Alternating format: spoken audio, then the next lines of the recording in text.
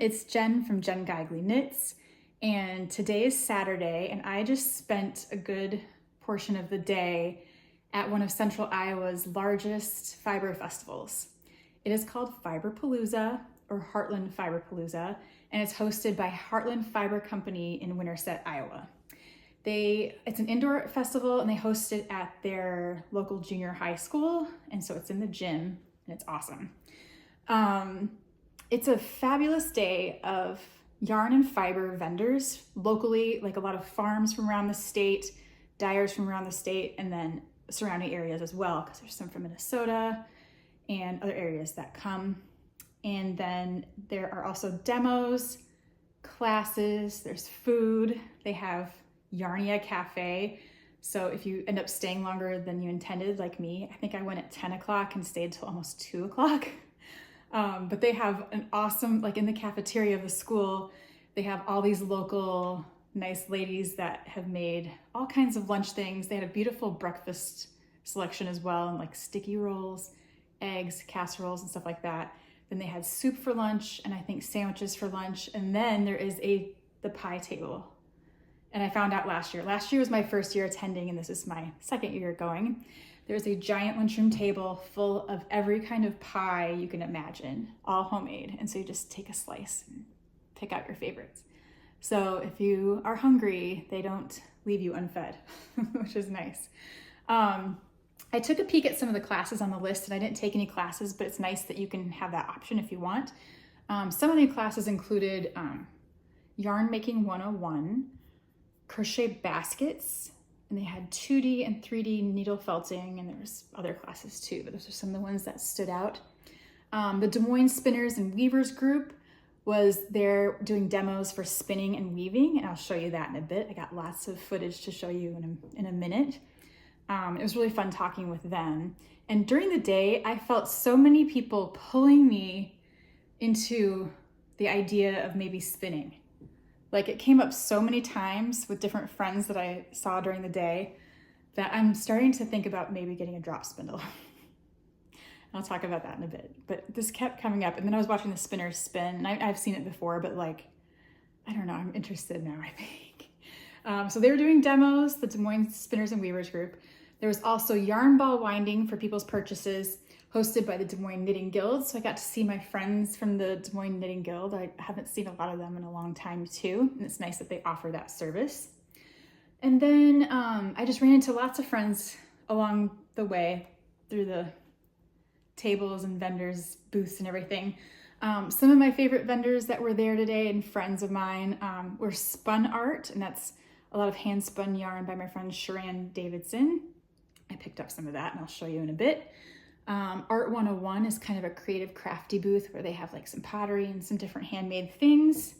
Bird and Boxer Pottery is my friends from Des Moines, and they do beautiful yarn bowls and all kinds of mugs and beautiful pottery pieces. Bombshell Dye Works is another friend of mine for years. She does amazing fiber and yarn dyeing. Dean and Bean sock machines were there, and this is actually where I bought my machine last year. So a year ago, I ordered my Dean and Bean from this show, and that's where I got introduced to that whole world of Dean and Bean sock knitting machines. So they were there, and I got to see them today and watch them do their demos too, and kind of check out what was new with them. Then Drezzo Family Farm, they're from Minnesota, I believe. Leading Men Fiber Arts, they have tons and tons of like hand-dyed beautiful colors. Plaid Perch, this is their first show, and they are friends of mine. It is Greg and Travis Paget, and hi guys. It was so nice. We hung out for a long time today, and then we hung out again for another long time because it was just so much fun talking and catching up and hearing. They were having baby lambs born at their farm this morning, and I got to see pictures of these fresh, new, tiny baby lambs. And they have beautiful fiber and yarn from their farm for the first time, and so I couldn't wait. They have a really nice display, and it was really fun to see them at this show, and I got a skein of yarn from them, which is extra special. Purple Pincushion, she does a lot of cool sewn items, felted things, accessories and bags and that kind of thing. I think Purple Pincushion and I used to do craft fairs together a long time ago in a different lifetime. I used to do craft fairs where I would like sell knitted goods and things like that. And then it just got to be too much. But I know some of these people kind of from that world. Rainbow Feathers Farm was really nice, had nice yarn. Thule Farm is another new one that I had just discovered today. And they're in the Les Hills in Turin, Iowa. And their name Thule is Finnish for the word wind. And I thought that was really beautiful. And they had beautiful pictures and postcards of all their animals. And it was just like a neat little farm booth to visit. And the girls there were really, really sweet and cool. Harvest Hill Acres is another one I like to look at. And then Buffalo Prairie, I ended up buying some yarn from them.